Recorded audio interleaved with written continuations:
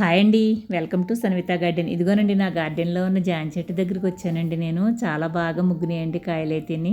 అందుకని కొన్ని కాయలు కోసుకుందామని వచ్చాను. ఇదిగోనండి రోజు కోస్తా ఉన్నా సరే ఎక్కడి నుంచి దాక్కుంటున్నాయి కానీ అలా రాలిపోతున్నాయండి. ఎంత దూరంగా ఉన్నాయో చూసారా, చాలా బాగున్నాయండి. ఇంకో కొన్ని అయితే వర్షాల వల్ల అలాగా కొన్ని కుళ్ళిపోయి చిలకలై కుట్టేసి పడేసి అలా కుళ్ళిపోతున్నాయి అన్నమాట. అయితే ఇదిగో చూసారా, ఈరోజు కొంచెం కొన్ని కాయలు హార్వెస్ట్ చేసుకుందామని వచ్చానండి నేను. ఇంకా హార్వెస్ట్ చేస్తున్నానండి. చూసారు కదా ఎంత దూరంగా ఉన్నాయి కాయలు. ఈ సంవత్సరం అండి పిందులు అయితే చాలా ఎక్కువగా వచ్చినాయి అన్నమాట కాయలు. అయితే దానివల్ల ఏంటో కానీ సైజు అయితే మాత్రం చాలా చిన్నగానే వచ్చిందండి. సైజు చాలా పెద్దగా అయితే రాలేదు. పోయిన సంవత్సరం అయితే కొంచెం సైజు చాలా పెద్దగా వచ్చినాయండి కాయలు. మరి ఈ సంవత్సరం కొంచెం సైజు తగ్గింది అన్నమాట. మరి ఎక్కువ కాయలు కాసినందుకు మరి దానివల్ల మరి ఎదగలేదు ఏంటో తెలీదు. కానీ టేస్ట్లో మాత్రం ఏమీ తేడా లేదండి. చిన్నకాయ అయినా కూడా దోరగా ముగ్గుతుందండి. దానివల్ల చక్కగా మేము కోసుకున్నప్పుడు తిన్నప్పుడు కూడా మాత్రం చాలా టేస్ట్ మాత్రం చాలా బాగుంటుందండి. కాయ విత్తనం మంచిదండి ఇదైతేనే. ఇది నా ఫ్రెండ్ ఇచ్చారన్నమాట. ఇస్తే నేను ఇక్కడ వేసుకున్నాను. వేసుకుంటే చాలా బాగా అనిపిస్తుంది అన్నమాట. మా కాయలు కూడా చాలా బాగా కాస్తాయండి. వాళ్ళ ఇంటి దగ్గర కూడా చెట్టు ఉంది, చాలా బాగా కాస్తుందండి. అందుకే అది చూసి తెచ్చుకున్నాను అన్నమాట నేను. ఇది పోయిన సంవత్సరం చూసారు కదా, విరగబోసేసిందండి. ఇంక ఈ సంవత్సరం కూడా అలాగే ఉందండి. చెట్టు చూస్తే చిన్నగా ఉంటుంది చూసారా, అదికొని అన్ని కాయలేనండి. చెట్టు నిండా కూడా కాయలేమాట. అందులోని మనం ఇంకే మందులు కొట్టకుండా చేసాం కదండి.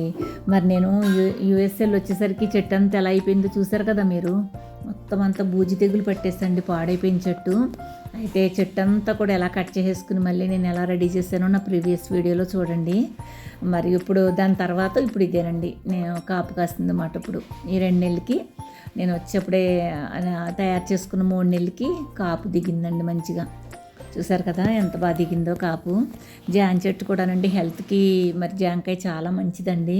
ప్రతి ఒక్కరూ తీసుకోవాల్సిన ఫ్రూటు జామకాయ ఒకటి, మరి దానిమ్మకాయ ఒకటి చాలా మంచివి.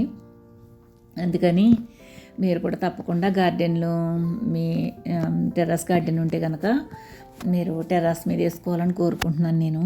జామ చెట్టు మీరు మామూలు టబ్బులు వేసుకున్నా సరే పెరిగిపోతుందండి జామ చెట్టు. ఇప్పుడు